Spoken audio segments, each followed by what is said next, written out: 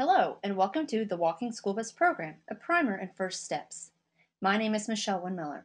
I'm the Assistant Director and Director of Programs for the PedNet Coalition based in Columbia, Missouri, where I oversee one of the largest walking school bus programs in the United States. In this first module, I will provide some background information about why so few American children walk to school these days and why we should be concerned about this decline. I will then make the case that walking school bus programs are a popular and effective approach to increase the number of kids walking to school and mention some public policy opportunities that are presented when walking school bus programs get started.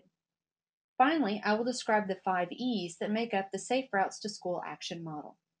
Although you may be familiar with some or all of this information, I hope you'll review it with me so you too can make the case for a walking school bus program in your community.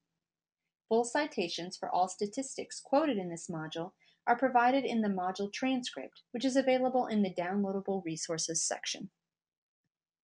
Since 1969, the proportion of American children who walk or bicycle to school has fallen from 48% to 13%, while students being driven to school has increased fourfold. Even among kids living within 1 mile of school, most are arriving by car or school bus these days, whereas almost 90% walked or biked a generation ago. As a result, many communities struggle with traffic congestion around schools during arrival and departure times. According to research, 10 to 14% of morning rush hour trips are generated by private family vehicles taking children to school. Let's talk about a few of the reasons why fewer children walk or bike to school than in the past. One of the most challenging problems to address is the distances children travel to school these days. Since 1969, thousands of neighborhood schools have closed and been replaced with schools located further away from where the children live. This change has been driven by economics, as school districts have looked to consolidate resources and acquire cheaper land on the edge of towns. Even with excellent sidewalks and pedestrian crossings, children and families will not walk more than about a mile each way to and from school. At first glance, this appears to be an impossible problem. Even when families live close to school, many parents choose not to let their children walk. If you ask a room full of elementary school parents if they walk to school as kids, about half of them will raise their hands. If you then ask whether they let their kids walk to school today, most will say no. And if you ask them why, many will cite traffic danger. Since the 1960s, the number of motor vehicles in the U.S. has almost quadrupled to more than 250 million. Over the same period, road capacity and traffic speeds have increased dramatically, while sidewalk construction has declined. With these changes in the built environment, it's understandable that some parents have reservations. When promotion of walking and bicycling to school is discussed, the issue of personal safety often arises. The range of concerns is broad and often not unique to the trip to school. Parents and children may face fears around bullying, violent crime, exposure to game activities, or even abductions. In some neighborhoods, there are real challenges to keeping students safe on their journey to school, while at others, the perception of what might happen is the greatest concern. Whether the risks are real or perceived, personal safety and traffic safety must both be addressed if more kids are going to walk to school in the future. One of the strengths of the Walking School Bus program is that it addresses both concerns and it can be an important component of a broader community-wide response.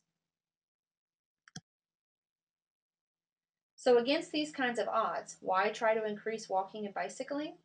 Since 1980, the prevalence of overweight and obesity has tripled among school-aged children and adolescents, and it remains high at approximately 17%. These kids, more than 10 million of them, are at increased risk for cardiac disease, type 2 diabetes, stroke, and certain cancers. Many could face a lifetime of chronic disease, disability, and early death. Not getting enough physical activity is a key risk factor for obesity. Walking and bicycling to school are ways to build physical activity into a child's day. The Centers for Disease Control and Prevention recommend that children get 1 hour or more of physical activity every day. A daily walking school bus program, operating in the morning and afternoon, can help participating kids attain needed physical activity. Ongoing research using 24-hour accelerometers, pedometers that record total activity levels, suggests that children participating in a walking school bus program show less of a decline in physical activity as they age compared to children not participating in the walking school bus program. The walking school bus program may be a trigger for developing a more active lifestyle in general. Many elementary school teachers will tell you that their students perform better when they are getting regular physical exercise. And yet, today's children often move from bed to breakfast table to school bus to classroom without burning many calories. The result is a combination of lethargy, lack of engagement, and disruptive behavior, simply because they haven't had the chance to burn some energy. Ongoing research is starting to demonstrate improvements in both behavior and educational achievement when children engage in early morning physical activity, such as walking to school. One principal at a Columbia school, where a staging post walking school bus program operated during certain months, commented, "There is a palpable reduction in tension in the hallways when the walking school bus is operating. The program gets our school day off to a calm and productive start, which carries through to the final bell." Another health risk for children is the high level of vehicle exhaust fumes that accumulate around schools. With literally hundreds of cars and school buses crawling around the Circle Drive and past the front door, much of this polluted air ends up inside the school building. Parents' vehicles are often idling for 10 or 15 minutes in close vicinity of the school. Is this a good environment for children to study and learn? Walking school buses can play a role in reducing congestion and improving air quality by encouraging fewer cars on the road and vehicle emissions in the air, especially around the school. Every student who walks or bicycles to school is potentially one less car on the road. Finally, as a result of school migration to the edges of cities over the last generation, transportation costs for school districts and individual families has risen. Most districts provide free transportation for thousands of children, and so, as travel distances have increased and walk to school rates have fallen, the transportation cost to school districts has ballooned. In the 2004-2005 school year, a total of $17 billion was spent on student transportation nationwide. With current budget cuts, free transportation is now being withdrawn in many districts, leading to more parents driving their kids to school. However, walking school buses can be a part of the solution to this problem by providing a safe and healthy way for some children to travel to school. With its central feature of trained adult volunteers leading groups of kids, the walking school bus program addresses both the traffic danger and personal safety concerns of parents.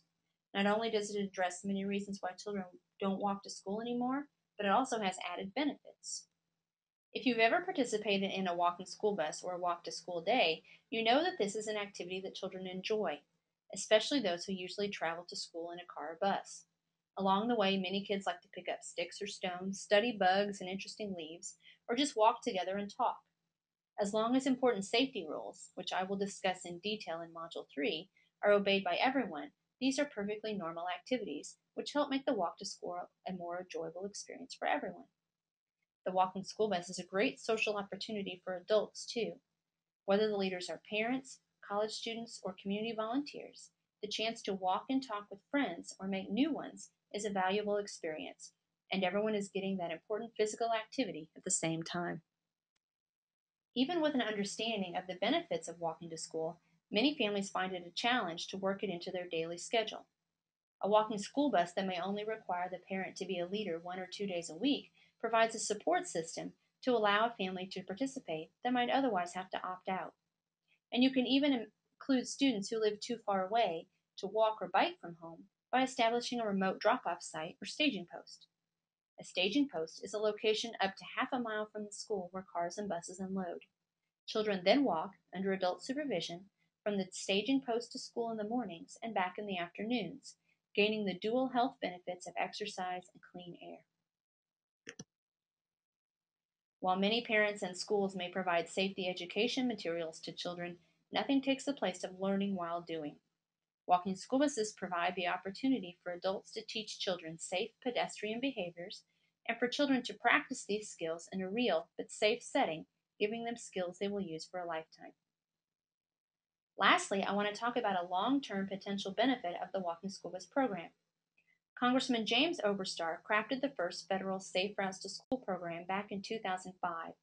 He described the legislation as changing the habits of an entire generation. Mr. Overstar realized that the conditions that conspired to reduce walk to school rates from 48% to 13% would not be reversed overnight, that this was a long term project that would require a transformational change in cultural attitudes to transportation. Millions of Americans would need to start walking and bicycling for short journeys and start demanding policies and infrastructure changes that make active transportation safe. And where better to start than with the current generation of children? Children are instinctively active. They are less set in their routines and more open to new ideas, and those new ideas will stay with them for a lifetime. Therefore, every child who participates in a walking school bus has an increased potential to grow into an adult, voter, or policymaker who will advocate for healthy, active communities for everyone. Many Safe Routes to School organizers work to change public policies, transportation funding priorities, and infrastructure to make it safer, more convenient, and more normal for kids to walk and bicycle to school. By establishing a popular and well organized walking school bus program at your school, you can become the spokesperson for a credible and effective effort to change public policies that will result in more kids walking and biking to school. Policy changes may take place at the school, school district, city, or county level. Examples range from enforcing a single line car and bus drop off policy that improves safety in front of the school to organizing an educational campaign that leads to the allocation of public funds to build sidewalks, crosswalks, and traffic calming systems around schools. We'll talk more about policy opportunities in Module 7. Safe Routes to School programs use the 5 E's to help practitioners plan and organize their work. The first and second E's are encouragement and education, and the walking school bus approach is a great example of both. In addition to encouraging parents and children to walk to school on a regular basis, children have the opportunity to learn and practice pedestrian safety skills.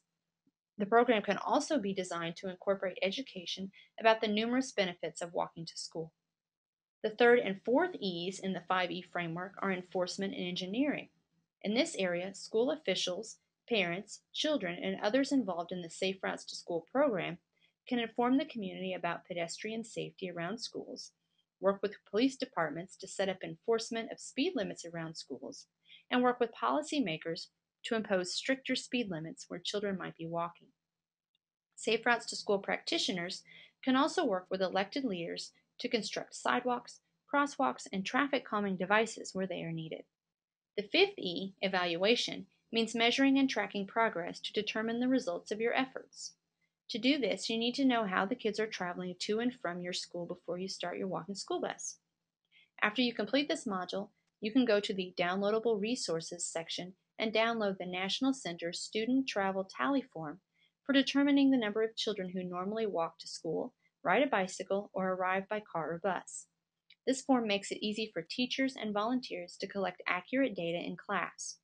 Instructions are included with the form, and it is recommended that you repeat the survey annually at the same time every year so you can monitor any changes and hopefully see an increase in walking and bicycling numbers.